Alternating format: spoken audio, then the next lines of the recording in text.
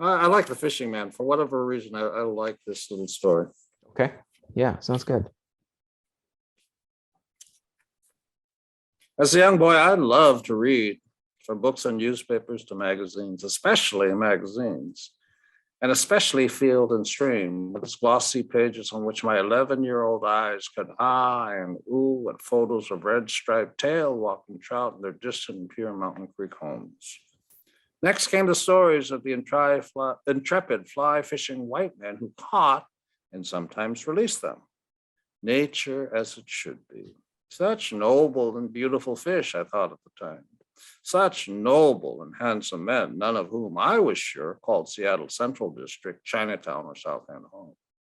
I wanted to join their ranks, but first I had to research how to become one of them. I grabbed the dog-eared Sears catalog on the coffee table in our living room, skipping past for the first time women's summer beachwear and going straight to the sports section, the realm of the regal Ted Williams. And there he was, Boston's Teddy Baseball himself, fly fishing pole in hand, looking straight at the camera, looking straight at me. Ted winked and smiled.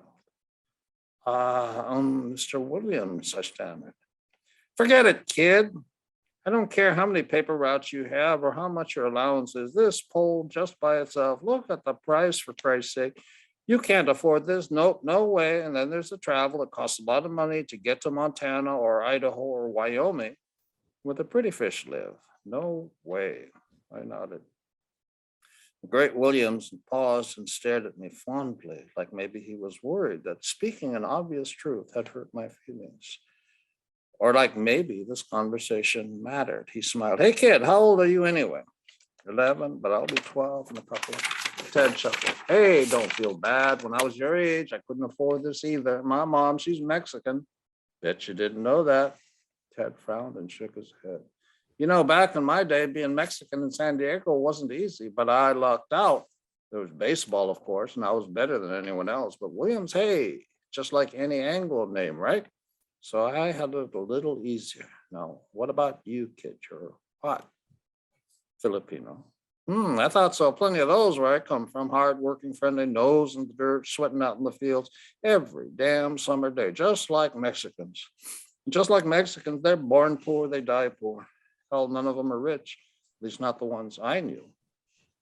Ted closed his eyes. Again, he shook his head. I was lucky, kid, he said softly. Baseball, my last name, got to avoid much of that. He took a deep breath before refocusing on me. You love baseball? Yes, sir. You love fishing? Yes, sir. What do you use? A hand line, I replied. My dad and me on Sundays after Mass, we go to the docks west of downtown on Elliott Bay and we jig for shiners. Sometimes we get lucky and catch a perch. It's fun. Dad says he did this a lot during the Depression. And sometimes on Saturday, if we ain't playing ball or something, me and my pals, a bunch of us, we just hop the two Madrona, get off downtown, walk to the dock, and do the same thing. Ted nodded, approving. Well, it's not stream fishing for browns in Montana, that's for sure, but it's a start. A lot of poor boys get started that way. But what you need now is a pole, just not a fly pole, and you can get one cheap, or at least cheaper. Then all you got to do is toss the bait from shore where the bigger fish are and just sit back and wait. Thanks, Mr. Williams, I said before closing the cover. I turned and walked out of the room. Any time, kid, I heard him say. I needed a pole, Mr. Williams told me. How to get one. Now that was another issue. I knew that the basic fishing pole spinning reel combos of Chubby and Tubby out on Rainier ran about $20. Not expensive, much less than fly fishing gear. But at that moment, $20 was 20 more than I had. It was a sunny late April afternoon, so I walked outside and sat on the steps. My mind was focused, buried in thought as I raced past a list of money-generating choices. Weekly allowance, not enough. Borrow money from friends, broke like me. Lawn mowing for neighbors, allergic to grass, more allergic to manual labor. What then? The answer came that next afternoon, Saturday, when my favorite uncle, Kikoy, Dropped by the house. Kiriko Da'an, my dad's cousin, lived in a shabby Chinatown hotel, a cramped one-room hot plate walk-up. As kids, Dad and he had come to this new land together, full of hope. In the decades since, they'd lived their lives in America's dark margins, in West Coast fields and in Alaska's canneries, working dead-end, back-breaking jobs. But unlike Dad, Kikoi had never married, and he didn't have much money as a cannery worker. That was a given, and even I knew that. But what he did earn, he spent on nice clothes, nice whores, and me.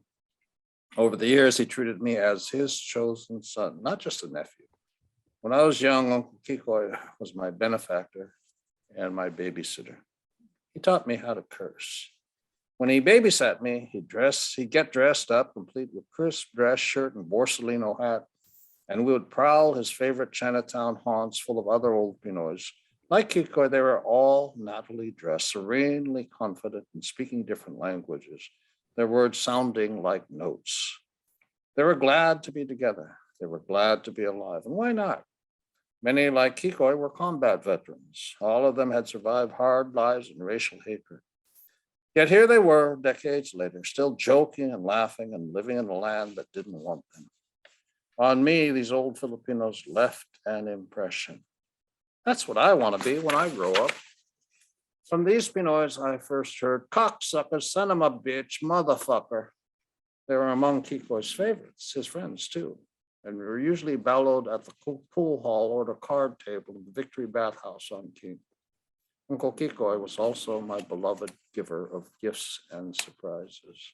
And lucky me, today was no exception. Dad and Kikoi were sitting at the kitchen table, chatting and laughing, eating apple pie and drinking coffee with lots of cream and sugar. As usual, I was camped nearby in the living room in front of our tiny black and white, watching a show with a white boy and his horse, or maybe a collie. I forget which. Oi, boy, Dad commanded, come here. I rose and walked toward them. Your uncle, he did well at the track. Kikoi smiled and nodded. Ah, really good, he said as he rubbed his hands together. It's a trifecta, first time. All my years going, boy, oh boy. You want to give you something, Dad said. Uncle Kikoi reached under the table and handed me a two-piece fiberglass rod complete with spin cast reel with a covered front and its snazzy newfangled push-button release. I recognize it too, a Zebco combination that I'd first seen in the fishing gear aisle at Chubby and Tubby's. It caught my eye, a black beauty, I thought, but more than my folks could afford. Just like that, now it was mine. My jaw dropped. Oh, wow, I managed to mumble.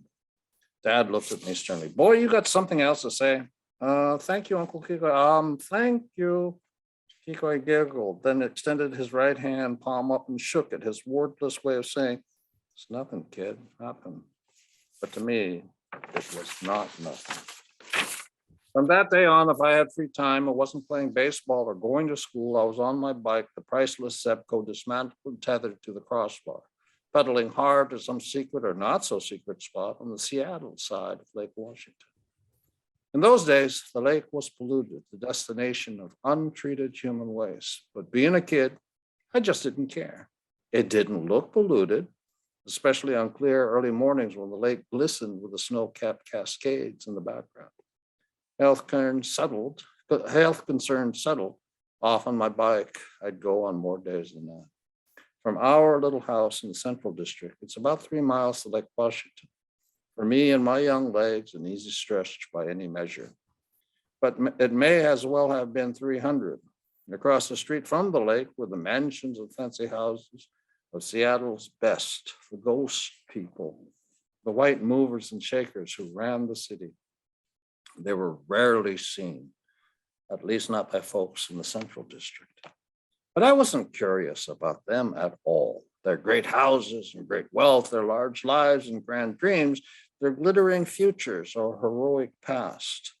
All I knew was that rich folks didn't own the lake and they didn't own the view. In my grade school years of fishing the lake, or maybe before I was consumed by high school sports, my favorite spot was the dock next to Madison Beach. For me, it wasn't the most productive, but that's where I met the fishing man. a stocky and older African-American. Every time I went to that spot, he was there, sitting on a folding chair, bending forward if it was cold, leaning back if it wasn't. He wasn't a man of many words, so intent was he on catching fish. But over time, we sometimes chatted.